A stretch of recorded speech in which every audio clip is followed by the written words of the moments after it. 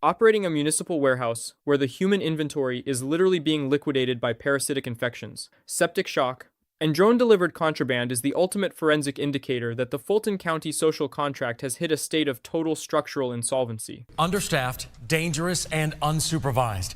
Those are just some of the words a federal investigator used to describe the ongoing crisis inside the Fulton County Jail. The federal report revealed that most floors of the Rice Street facility have just one deputy or detention officer supervising around 200 detainees. Channel 2's Michael Seiden live for us now in Northwest Atlanta. And Michael, you saw that 40-page document filed in federal court. What'd you see? Yeah, George, we all remember this is part of that deal with the U.S. Department of Justice. We know that there were monitors, that's what they call them. They toured this jail back in May. Then late last week, the lead monitor filed her report in federal court, and she didn't hold back when she described the problems happening right now inside this facility on Rice Street.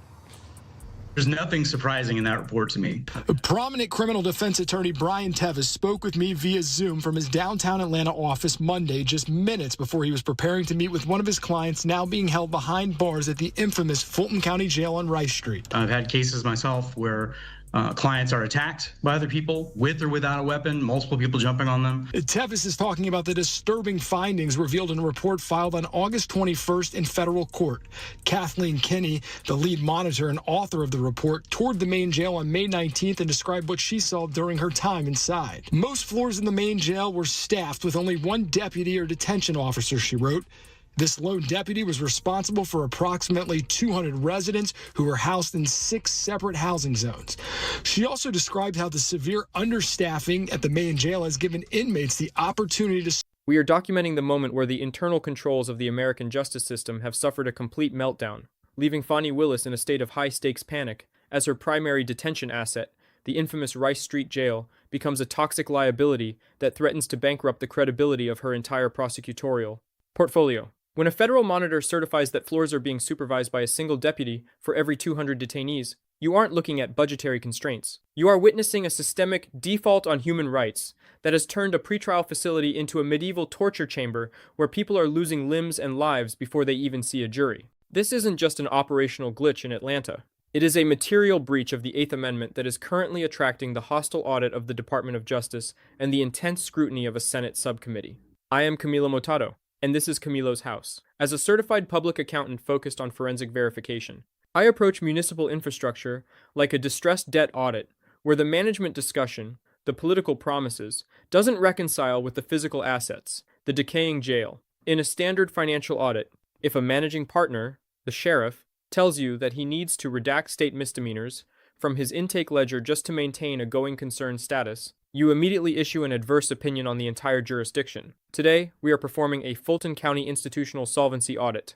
We are analyzing the materiality of the $1 billion repair plan, the reputational impairment caused by the Rashad Muhammad amputation case, and the forensic testimony of YSL witness Lil Woody, who certified that the jail is the worst place in the world. This is the final reconciliation of a county where the audit of justice has officially entered Chapter 11. Receivership. The operational trigger for this crisis is the release of a devastating 40-page federal monitor's report that disclosed conditions so dangerous and unsupervised they border on the statutory impossible. Lead monitor Kathleen Kinney, operating under a DOJ-mandated audit, found that the Rice Street facility is suffering from a total staffing deficit. When you have one detention officer responsible for 200 residents across 6 housing zones, your internal controls for safety are functionally non-existent. From an investigative standpoint, this structural default has created an unauthorized inflow of contraband.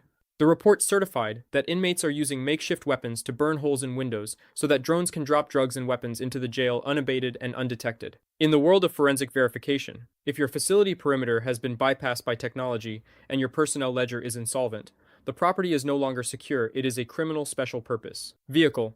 We must also audit the human capital impairment represented by the tragic case of Rashad Muhammad. Muhammad, who was booked into Rice Street last August, appeared in a wheelchair this week after doctors were forced to perform a forced liquidation of his physical assets, amputating both of his legs and his fingers. The forensic audit trail shows that Muhammad repeatedly disclosed a medical need for bladder medication, which jail staff reportedly redacted from the service schedule until he entered septic shock. As a CPA, I track the cost of negligence. The preventable liability of a three-year-old man losing his limbs while awaiting trial is a material loss that will amortize across the county's legal budget for decades. This isn't an isolated incident. We are still reconciling the ledger on the 2024 death of an inmate who was literally eaten alive by a parasitic bedbug infestation.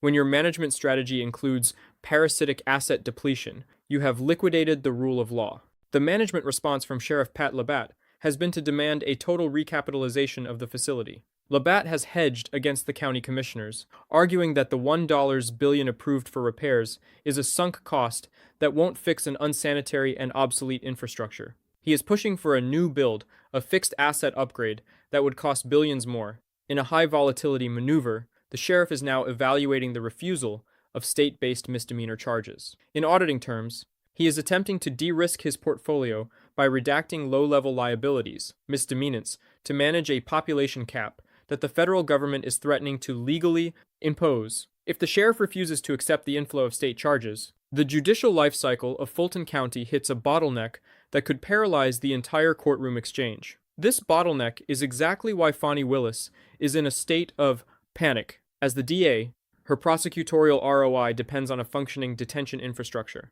If the jail is insolvent, she cannot store the assets, the accused she needs for trial.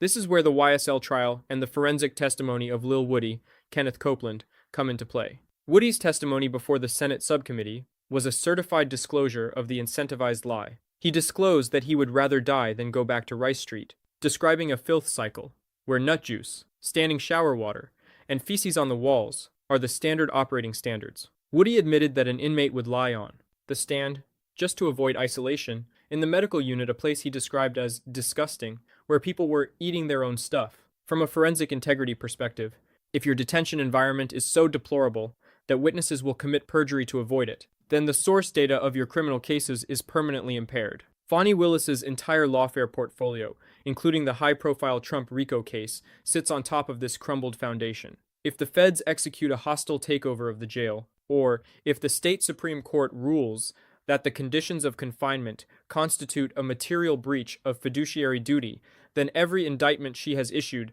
becomes an unverifiable liability. The Senate subcommittee finding that the jail is not being provided adequate funding or equipment is a final audit finding that flags the Fulton County Commissioners for institutional negligence. The final reconciliation of the Fulton County Jail reveals a consolidated statement of failure that spans from the intake holding tanks, where people are packed so tightly they cannot sit for 7 days, to the Phase 2 renovation that isn't scheduled to begin until 2029. As an auditor of justice, I have to point out the temporal default. You cannot budget a fix for 3 years from now when the amputations are happening today. The volatility of the detention landscape is so high that 7 surrounding cities are already exploring outsourcing locations to hedge against the Rice Street collapse. We are looking at a management team that is raid-tested by the FBI, audit-stressed by the DOJ, and publicly scrutinized for its parasitic infection rates. My forensic verdict is that Fulton County is currently operationally insolvent in its approach to public safety. You cannot manage a superpowers justice hub while your fixed assets, the jail cells, have doors off the hinges and leaks behind the walls. The $1 billion correction plan is a band-aid on a slashed artery. Until the internal controls of sanitation and staffing are re-indexed to meet constitutional standards, the Rice Street ledger will remain deep in the red. Fani Willis is panicking because she knows that you cannot build a case on top of a sewer system. The audit trail of blood and filth is the only physical receipt that the world sees when they look at Atlanta's justice portfolio. I want to hear from you. Is the sheriff's refusal of misdemeanors a necessary management move to control the population deficit, or is it a material breach of his fiduciary duty to the state? Should the federal government perform a hostile takeover of the Fulton County Jail to liquidate the crisis, or is that a jurisdictional default you aren't willing to sign off on? Let me know in the comments. Your perspective is the only audit that matters when the safety of your community and the humanity of the law are sitting on the negotiation table. I am Camilo Motado, and this is Camilo's House. Subscribe to stay informed on the numbers, the laws, and the truth behind the headlines. Stay safe.